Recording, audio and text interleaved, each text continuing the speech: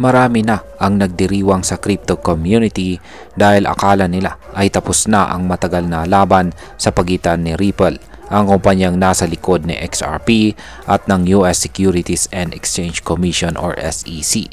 Pero teka lang, isa pong kilalang abogadong dating konektado sa SEC ang nagsabing hindi pa raw tapos ang laban.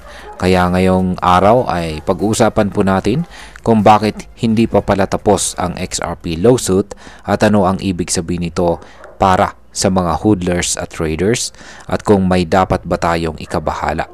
Pero bago po tayo magpatuloy ay pakibasa na lamang po muna ang disclaimer dito sa ibaba ng ating screen. Yan, simulan po natin sa kung bakit po sinasabi ni Mark Fagel na hindi pa tapos ang kaso ni XRP. Ayon po kay Ginoong Mark Fagel, isang dating SEC Regional Director at saka legal expert, hindi pa daw officially tapos ang kaso ni XRP. Oo, totoo na binawi na ni Ripple ang kanilang cross-appeal laban sa SEC. Pero ang SEC mismo ay hindi pa raw bumoboto kung iuurong din nila ang kanilang appeal. Ibig sabihin, ang desisyon ng korte ay hindi pa final at saka executory. Kung hindi pa nagkakaisa ang mga commissioners ng SEC para bumoto pabor sa pagbawi ng kanilang appeal, technically ay nakasabit pa rin ang kaso sa ere. Kaya kung tutuusin, ang sinasabi ng ibang tao na tapos na ang kaso ay medyo misleading. Ngayon ay ano naman po ang ibig sabihin ng boto ng SEC para sa settlement? Maraming nalito sa issue ng voting ng SEC. Pinaliwanag po ni Ginoong Fagel na ang pagboto para sa settlement ay hindi po katulad ng pagboto para ibasura ang kaso. Magkaibang action daw ito. Sa madaling salita ay pwedeng bumoto ang SEC para sa settlement agreement. Pero kailangan pa nilang bumoto ulit para tuluyang iurong ang kanilang appeal.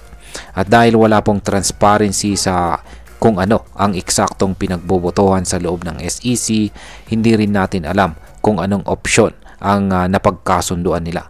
Ika nga ni Ginoong Fagel, nothing about this is normal.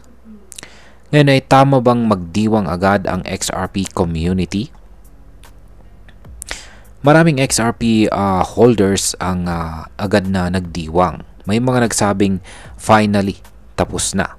Pero nang lumabas ang statement ni Ginoong Fagel, pati si Ginoong Bill Morgan, isa ring kilalang XRP lawyer, ay biglang umatras sa nauna niyang sinabi. Itong si Ginoong Bill Morgan ay bigla na rin po siyang umatras sa kanyang naunang mga sinabi. Sa una ay buo po kasi ang kanyang kumpiyansa na tapos na. Tapos na po talaga ang kaso. Pero ngayon ay nagbigay siya ulit ng tinatawag po na slight qualification or pag-aalangan.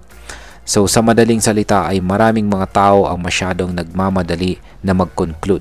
Dahil dito ay may ilan po sa community ang nadismaya at muling nabahala sa future ni XRP. Ngayon ang sunod pong katanungan natin dito ay pagka-drop pa ni Ripple ng appeal at ay pag-amin ng kasalanan? Ayan. May ilan din nagsabing pag binawi mo ang appeal mo, ibig sabihin ay umaamin ka na guilty ka. Pero ayon po kay Ginoong Bill Morgan, hindi raw ganon ang ibig sabihin ng settlement. Sa legal system, ang settlement ay kadalasang ginagawa para maiwasan ang mas matagal at magastos na laban sa korte. Ang karamihan ng settlement agreements ay ginagawa ng walang admission at saka fault. Nilinaw na rin po ni Ginoong Morgan na si Ripple ay hindi kailanman umamin na ang pagbebenta niya ng XRP sa mga institution ay isang investment contract. Kaya mali raw na isipin na ang pag-drop ng appeal ay pag-amin ng pagkatalo. Ngayon ay ano po ba talaga ang panalo ni Ripple sa kasong ito? Ayon po kay Ginoong Morgan, ang tunay na panalo ni Ripple ay hindi lang sa retail sales ni XRP. Ang pinaka-critical daw na ruling ni Judge Torres ay ang pagkaka-classify ni XRP mismo na hindi ito isang security. Ibig pong sabihin si XRP bilang isang digital asset ay hindi po sakop ng securities law ng Amerika. Hindi po ito nangangahulugang lahat ng pagbebenta ng XRP ay legal. Pero sa pangkalahatan, ito ay mas kahalintulad daw sa isang commodity gaya ng ginto o langis kaysa isang security gaya po ng stocks or bonds. Ngayon ay ano naman ang kahulugan ng lahat ng ito para kay XRP? Kapag pagbabasihan po ang ruling ng korte, ayan, si XRP ay may matibay na pundasyon bilang isang non-security. At kung tuluyan pong ibabasura ng SEC ang kanilang appeal, magiging malinaw na wala na talagang babala. Ayan, wala na po talagang babala or panganib mula sa kanila. Ngunit habang nakabinbin po ang boto ng SEC, may maliit pa ring posibilidad na magkaroon po ng twist sa kwento. Kaya sa mga holders, traders at investors, mas mabuting maghintay po ng opisyal na confirmation bago po mag-celebrate ng todo. Ngayon ay pag-usapan na po natin ang epekto nito para sa atin bilang mga Pinoy crypto traders at investors. Bilang mga Pinoy na nag-i-invest dito sa crypto market, napakahalaga po ng kasong ito. At bakit? Dahil ang desisyon po sa kaso ng XRP ay pwedeng maging precedent o batayan para sa iba pang mga crypto cases. Kapag tuluyan pong napatunayan na si XRP ay hindi security, mapapalakas po nito ang posisyon ng ibang altcoins na nasa ilalim ng regulasyon ng US SEC. At dahil malaki po ang impluensya ng US sa global market, pati ang regulasyon dito sa Southeast Asia kasama ng Pilipinas ay maaring maapektuhan. Pwede po itong magdulot ng mas malinaw na guidelines sa crypto na pabor po sa mga retail traders na gaya po natin.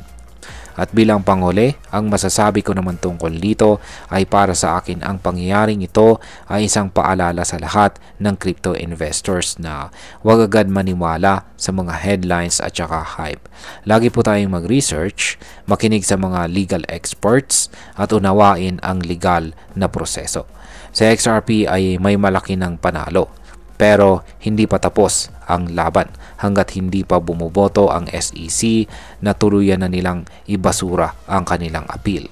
Ang mahalaga ngayon ay ang manatili po tayong alerto, i-monitor ang mga opisyal na announcement at wag po muna tayong magbase ng financial decisions sa haka-haka or fake news. Ang crypto po ay mabilis na magbago pero sa tamang impormasyon tayo ay mas makakagawa ng tamang desisyon. At ayan, hanggang dito na lamang po tayo sa video na ito mga ka-crypto. Marami pong salamat sa panunood. Ingat po tayo lagi at God bless po sa ating lahat.